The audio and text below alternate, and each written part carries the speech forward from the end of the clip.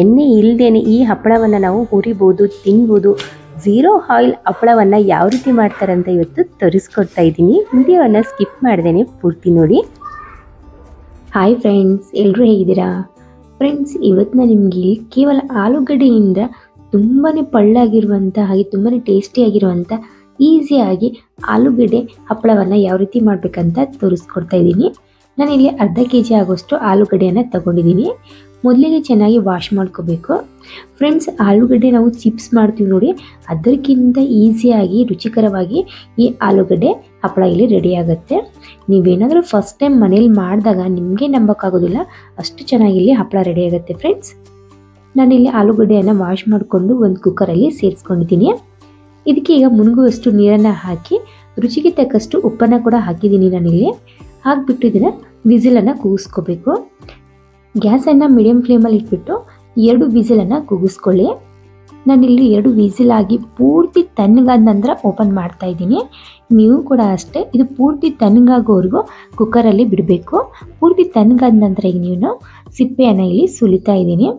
ತುಂಬ ಚೆನ್ನಾಗಿ ಆಲೂಗಡ್ಡೆ ಇಲ್ಲಿ ಕುಕ್ ಆಗಿರಬೇಕು. ಫ್ರೆಂಡ್ಸ್, ಇದು ತುಂಬಾ ಇಂಪಾರ್ಟೆಂಟು. ನೋಡ್ತಾ ಇರ್ಬೋದು ಆಲೂಗಡ್ಡೆ ಎಷ್ಟು ಚೆನ್ನಾಗಿ ಇಲ್ಲಿ ಸಿಪ್ಪೆ ಸುಲಿತಾ ಇದೆ ಅಂದ್ಬಿಟ್ಟು. ಆಲೂಗಡ್ಡೆ ಯಾವಾಗಲೂ ತುಂಬ ಚೆನ್ನಾಗಿ ಕುಕ್ ಆದರೆ ಸಿಪ್ಪೆ ಕೂಡ ತುಂಬ ಚೆನ್ನಾಗಿ ಸುಲಿಯುತ್ತೆ. ಇದೇ ರೀತಿಯಾಗಿ ನಾನಿಲ್ಲಿ ಎಲ್ಲ ಆಲೂಗಡ್ಡೆ ಸಿಪ್ಪೆಯನ್ನು ಸಪ್ರೇಟಾಗಿ ಮಾಡಿ ಒಂದು ಬೌಲಲ್ಲಿ ಇಡ್ತಾ ಇದ್ದೀನಿ. ಫ್ರೆಂಡ್ಸ್, ಆಲೂಗಡ್ಡೆ ಚಿಪ್ಸ್ ಮಾಡೋದು ತುಂಬಾ ಕಷ್ಟ ಅಂತ ಹೇಳ್ಬೋದು. ಯಾಕಂದರೆ ಆಲೂಗಡ್ಡೆಯನ್ನು ಹೆರಿಚಬೇಕು, ನಂತರ ಇದು ಕುದಿಸಿ ಒಣಗಿಸಿ ತುಂಬ ಕಷ್ಟ ಆಗುತ್ತೆ. ಅದಕ್ಕೆ ನೀವು ಈ ರೀತಿ ಆಲೂಗಡ್ಡೆ ಹಪ್ಪಳವನ್ನು ಮಾಡಿ ನೋಡಿ.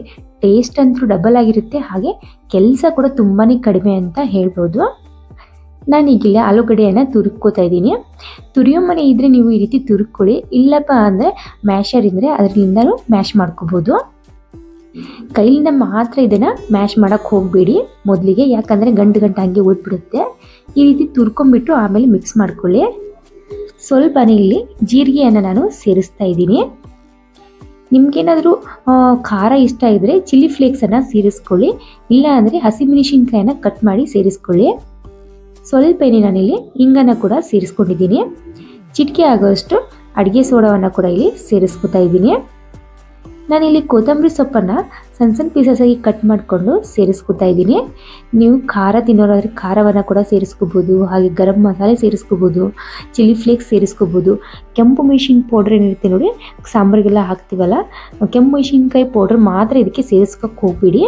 ಅದನ್ನು ಬಿಟ್ಬಿಟ್ಟು ನೀವು ಖಾರ ಬೇಕಾದರೆ ಹಸಿಮೆಣಸಿನ್ಕಾಯಿ ಪೇಸ್ಟನ್ನು ಕೂಡ ಸೇರಿಸ್ಕೋಬೋದು. ಈ ರೀತಿ ಈಗ ನಾವು ಚೆನ್ನಾಗಿ ಕೈಲಿಂದ ಮ್ಯಾಶ್ ಮಾಡ್ಕೋಬೇಕು.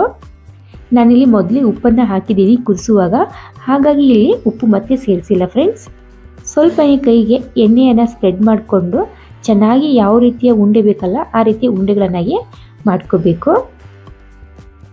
ನಿಮಗೆ ಹಪ್ಪಳ ದೊಡ್ಡದಾಗಿ ಬೇಕಂದರೆ ಉಂಡೆಯನ್ನು ನೀವು ಸ್ವಲ್ಪ ದಪ್ಪದಾಗಿ ಮಾಡ್ಕೊಳ್ಳಿ.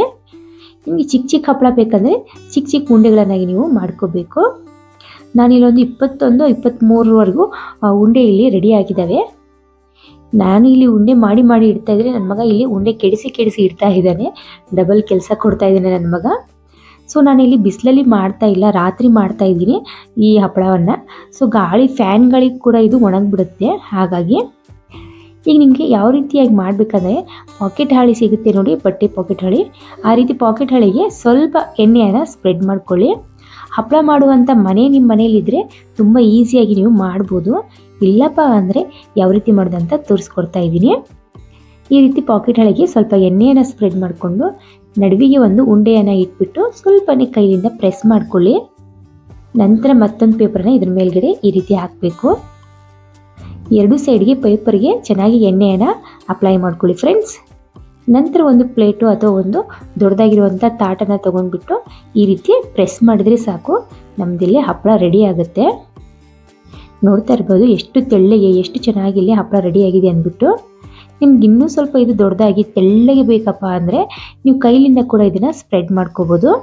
ಈ ರೀತಿಯಾಗಿ ಸ್ವಲ್ಪ ಎಲ್ಲಾದರೂ ದಪ್ಪ ಅನಿಸಿದರೆ, ತುಂಬ ತಿಳುವಾಗಿ ಅನಿಸಿದರೆ ಸರಿಯಾಗಿ ನೀವು ಕೈಲಿಂದ ಈ ರೀತಿ ಪ್ರೆಸ್ ಮಾಡಿಕೊಂಡು ಮಾಡ್ಕೋಬೋದು. ಕೇವಲ ಒಂದು 30 ನಿಮಿಷದಲ್ಲಿ ಈ ಹಪ್ಪಳವನ್ನು ನೀವು ಮಾಡ್ಬೋದು. ಫ್ರೆಂಡ್ಸ್, 1 kg ಆಗೋಷ್ಟು ಆಲೂಗಡ್ಡೆ ಏನಾದರೂ ತೊಗೊಂಡು ಬಂದರೆ ಮನೆಯಲ್ಲಿ ಕೇವಲ 30 ನಿಮಿಷದಲ್ಲಿ ನೀವು ಮಾಡಿಬಿಡ್ತೀರಾ. ಅಷ್ಟು ಈಸಿಯಾಗಿದ್ದು ಹಪ್ಪಳ ರೆಡಿ ಆಗುತ್ತೆ. ನಾನೊಂದು 20 ನಿಮಿಷದಲ್ಲಿ ಈ ವಿಡಿಯೋನ ಮುಗಿಸ್ಕೊಂಡ್ಬಿಟ್ಟಿದ್ದೀನಿ. ಅಷ್ಟು ಈಸಿ ಆಯಿತು ನನಗೆ ಮಾತ್ರ ಇಲ್ಲಿ. ನಿಮಗೇನಾದರೂ ಪ್ಲೇಟು ಸರಿಯಾಗಿ ಆಗ್ತಾ ಇಲ್ಲ ಅಂದರೆ ಈ ರೀತಿ ಕೈಲಿಂದ ಕೂಡ ನೀವು ಸ್ಪ್ರೆಡ್ ಮಾಡ್ಕೋಬೋದು. ಆದರೆ ಪ್ಲೇಟ್ಲಿಂದ ಮಾಡೋದ್ರಿಂದ ಒಂದೇ ಅಳತೆಯ ಹಪ್ಪಳ ಕೂಡ ನೀವು ಮಾಡ್ಬೋದು. ತುಂಬ ಈಸಿಯಾಗಿ ಕೂಡ ಬೇಗನೆ ಹಪ್ಪಳ ಇಲ್ಲಿ ಮಾಡ್ಬೋದು ಫ್ರೆಂಡ್ಸ್. ನೀವೇನಾದರೂ ಫಸ್ಟ್ ಟೈಮ್ ನಮ್ಮ ವಿಡಿಯೋನ ನೋಡ್ತಾ ಇದ್ದರೆ ಪ್ಲೀಸ್ ನಮ್ಮ ಚಾನಲ್ನ ಸಬ್ಸ್ಕ್ರೈಬ್ ಮಾಡ್ಕೊಳ್ಳಿ. ಹಾಗೆ ಪಕ್ಕದಲ್ಲಿರುವಂಥ ಬೆಲ್ಲೈಕನನ್ನು ಆಲ್ ಅಂತ ಪ್ರೆಸ್ ಮಾಡಿ ಫ್ರೆಂಡ್ಸ್. ನಾನು ಮಾಡ್ತಾ ಇರುವಂಥ ಪ್ರತಿಯೊಂದು ವಿಡಿಯೋನು ಫಸ್ಟು ನಿಮಗೆ ನೋಟಿಫಿಕೇಷನ್ ಆಗಿ ಬರುತ್ತೆ. ನಂತರ ನಾನಿಲ್ಲಿ ಇದೇ ರೀತಿಯ ಹಪ್ಪಳವನ್ನು ಮಾಡಿ ಒಂದು ಪಾಕೆಟ್ ಹಾಳಿ ಮೇಲೆ ಹಾಕ್ತಾ ಇದ್ದೀನಿ. ಮೊದಲೇ ನಾನು ಈ ಪಾಕೆಟ್ ಹಾಳಿಗೆ ಕೂಡ ಸ್ವಲ್ಪ ಎಣ್ಣೆಯನ್ನು ಸ್ಪ್ರೆಡ್ ಮಾಡ್ಕೊಂಡಿದ್ದೆ. ಸೊ ಅದ್ರ ಮೇಲೆ ಈಗ ಒಂದೊಂದೇ ಹಪ್ಪಳವನ್ನು ಇಲ್ಲಿ ಸೇರಿಸ್ತಾ ಹೋಗ್ತಾ ಇದ್ದೀನಿ ಫ್ರೆಂಡ್ಸ್. ತುಂಬ ಅಂದರೆ ತುಂಬ ಈಸಿ ಆಗುತ್ತೆ. ಒಬ್ಬರೇ ಕೂಡ ನಾವು ಇದನ್ನು ಮಾಡ್ಬೋದು. ಯಾಕಂದರೆ ನಾವು ಆಲೂಗಡ್ಡೆ ಚಿಪ್ಸ್ ಮಾಡುವಾಗ ಒಂದಿಬ್ಬರು ಕೆಲಸ ಆದರೂ ಬೇಕಾಗುತ್ತೆ. ಅದನ್ನು ತುರಿಯೋದು, ಕುದಿಸೋದು, ಮತ್ತೆ ಒಂದೊಂದೇ ಒಣಗಿ ಹಾಕೋದು ಮಾಡೋದು ತುಂಬ ಕಷ್ಟ. ಹೇಳಿರೋ ರೀತಿಯಲ್ಲಿ ನೀವು ಒಂದ್ಸತಿ ಮಾಡಿ ನೋಡಿ, ಖಂಡಿತ ನಿಮಗೆ ಇಷ್ಟ ಆಗುತ್ತೆ. ಹಾಗೆ ಟೇಸ್ಟಲ್ಲೂ ಕೂಡ ಅಷ್ಟೇ ಟೇಸ್ಟಿಯಾಗಿದೆ ಫ್ರೆಂಡ್ಸ್. ನೀವು ಆಲೂಗಡ್ಡೆ ಚಿಪ್ಸ್ ಯಾವ ರೀತಿ ತಿಂತೀರಲ್ಲ ಅದೇ ಟೇಸ್ಟು ಇದರಲ್ಲಿ ಕೂಡ ಬರುತ್ತೆ. ಸೊ ನನ್ನ ಗ್ಯಾರಂಟಿ ಮೇಲೆ ಒಂದ್ಸತಿ ಆದರೂ ಮಾಡಿ ನೋಡಿ. ನಾನು ಮಾತ್ರ 100% ಗ್ಯಾರಂಟಿ ಇದಕ್ಕೆ ಕೊಡ್ತೀನಿ. ಅಷ್ಟು ಚೆನ್ನಾಗಿದ್ದು ರೆಡಿ ಆಗ್ತಾ ಇದ್ದಾವೆ ಹಪ್ಪಳ ಇಲ್ಲಿ. ಅಷ್ಟೇ ತಿನ್ನೋಕ್ಕೂ ಕೂಡ ಚೆನ್ನಾಗಿದ್ದಾವೆ. ನಾನಿಲ್ಲಿ ಮಾಡಿ ಎಲ್ಲವನ್ನು ಒಂದು ಪಾಕೆಟ್ ಹಾಳಿ ಮೇಲೆ ಈ ರೀತಿ ಹಾಕ್ತಾ ಇದ್ದೀನಿ. ನೀವು ಒಂದ್ಸತಿ ಎಣ್ಣೆ ಸ್ಪ್ರೆಡ್ ಮಾಡ್ಕೊಂಡ್ರೆ ಸಾಕು, ಪದೇ ಎಣ್ಣೆ ಸ್ಪ್ರೆಡ್ ಮಾಡ್ಕೋಬೇಕಂತೇನಿಲ್ಲ. ನಾನಿಲ್ಲಿ ಎಲ್ಲವನ್ನು ಮಾಡಿಬಿಟ್ಟು ಸೈಡ್ಗೆ ಕೆಳಗಡೆ ಇಟ್ಟಿದ್ದೀನಿ. ಯಾಕಂದರೆ ನಾನು ಒಂದು ಸ್ಟೂಲ್ ಮೇಲೆ ಇಟ್ಟಿದ್ದೆ, ಸೊ ಅಲ್ಲಿ ಸರಿಯಾಗಿ ಕುತ್ಕೊಳ್ಳಿಲ್ಲ, ಹಾಗಾಗಿ ಕೆಳಗಡೆ ಇಟ್ಟಿದ್ದೀನಿ. ಜಾಸ್ತಿ ಆಯಿತು ಅಂದ್ಬಿಟ್ಟು ನನ್ನ ಮಗ ಇಲ್ಲಿ ಕೌಂಟ್ ಮಾಡ್ತಾ ಇದ್ದೇನೆ ಎಷ್ಟಾಯಿತು ಅಂತ. ನಂತರ ನೆಕ್ಸ್ಟ್ ಡೇ ನಾನಿಲ್ಲಿ ಸ್ವಲ್ಪ ಒಣಗಿಸೋಕಂತ ಬಿಸಿಲಿಗೆ ಇಟ್ಟಿದ್ದೀನಿ. ಸೊ ಈ ರೀತಿ ಬಿಸಿಲಲ್ಲಿ ಒಣಗಿಸುವಾಗ ಮೇಲ್ಗಡೆ ಒಂದು ಕಾಟನ್ ಬಟ್ಟೆಯನ್ನು ಮುಚ್ಚಿಬಿಡಿ. ಈ ರೀತಿ ಮುಚ್ಚೋದ್ರಿಂದ ಧೂಳೆಲ್ಲ ಮಣ್ಣೆಲ್ಲ ಇದ್ರ ಮೇಲೆ ಕುತ್ಕೊಳ್ಳೋದಿಲ್ಲ ಗಾಳಿಗೆ. ನಾನಿಲ್ಲಿ ಇದ್ರ ಜೊತೆಗೆ ಇನ್ನೊಂದು ರೀತಿಯಲ್ಲಿ ಬಿಂಗೋ ರೀತಿಯಲ್ಲಿ ಒಂದು ಸ್ನ್ಯಾಕ್ಸನ್ನು ರೆಡಿ ಮಾಡ್ತಾ ಇದ್ದೀನಿ. ಇದನ್ನು ಕೂಡ ಇಲ್ಲಿ ಬಿಸಿಲಲ್ಲಿ ಒಣಗಿಸಾಕ್ತಿದ್ದೀನಿ.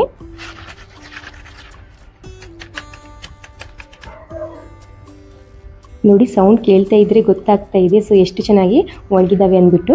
ಇನ್ನೊಂದು ಸ್ನ್ಯಾಕ್ಸನ್ನು ಚೆನ್ನಾಗಿ ಏನಾದರೂ ರೆಡಿ ಆದರೆ ನೆಕ್ಸ್ಟ್ ವಿಡಿಯೋ ಅದು ಮಾಡಿ ಕೂಡ ನಿಮಗೆ ತೋರಿಸ್ತೀನಿ. ಈಗ ನಾನಿಲ್ಲಿ ಎಲ್ಲ ಹಪ್ಪಳವನ್ನು ಒಂದು ಪ್ಲೇಟಲ್ಲಿ ಸರ್ವನ ಮಾಡಿಕೊಂಡು ಸ್ಟೋರ್ ಮಾಡೋಣ ಅಂತ ತಗೊಂಡು ಹೋಗ್ತಾ ಇದ್ದೀನಿ. ಸ್ಟೋರ್ ಮಾಡೋಕ್ಕಿಂತ ಮುಂಚೆ ನಿಮಗೆ ಫ್ರೈ ಮಾಡಿ ತೋರಿಸ್ಬೇಕು, ಹಾಗಾಗಿ ನಾನಿಲ್ಲಿ ನಿಮಗೆ ಫ್ರೈ ಮಾಡಿ ತೋರಿಸ್ತಾ ಇದ್ದೀನಿ. ನಿಮಗೆ ಇಲ್ಲಿ 3 ರೀತಿಯಾಗಿ ನಾನು ಫ್ರೈಯನ್ನು ಮಾಡ್ತಾ ಇದ್ದೀನಿ. ಒಂದು ಎಣ್ಣೆ ಡೀಪ್ ಫ್ರೈನ ಮಾಡ್ತೀನಿ.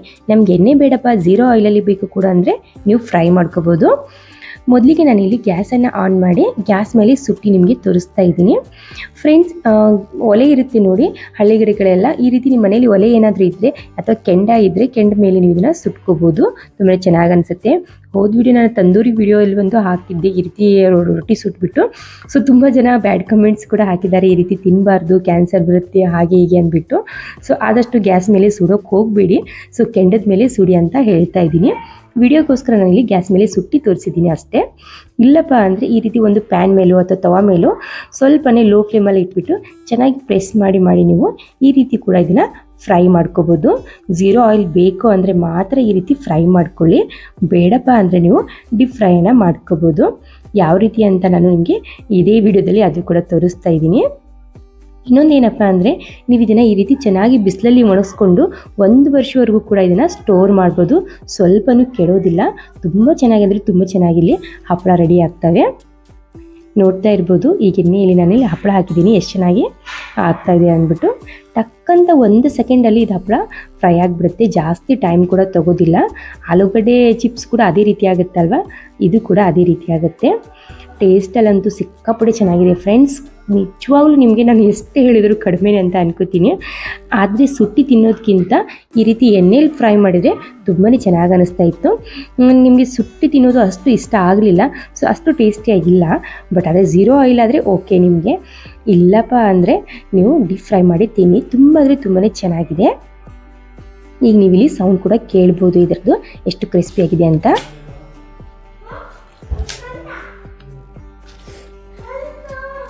ಗ್ಯಾಸ್ ಮೇಲೆ ಸುಟ್ಟಿದ್ದೆ ಅಷ್ಟು ಕ್ರಿಸ್ಪಿಯಾಗಿದೆ ಅಂದ್ಬಿಟ್ರೆ ಎಣ್ಣೆಯಲ್ಲಿ ಫ್ರೈ ಮಾಡಿದ್ರೆ ಎಷ್ಟು ಕ್ರಿಸ್ಪಿಯಾಗಿರ್ಬೋದು, ಎಷ್ಟು ಪಳ್ಳಾಗಿರ್ಬೋದು ಅಂತ ನೀವು ವಿಡಿಯೋ ನೋಡಿದರೆ ಗೊತ್ತಾಗ್ತಾ ಇರ್ಬೋದು.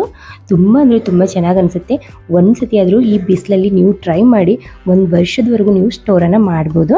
ಫ್ರೆಂಡ್ಸ್, ಈ ವಿಡಿಯೋ ನಾನು ಇಲ್ಲಿಗೆ ಮುಗಿಸ್ತಾ ಇದ್ದೀನಿ. ಈ ವಿಡಿಯೋನ ನಿಮ್ಗೆ ಇಷ್ಟ ಆದರೆ ಪ್ಲೀಸ್ ಲೈಕ್ ಮಾಡಿ. ಈ ವಿಡಿಯೋ ನೋಡೋದಕ್ಕೆ thank you so much friends.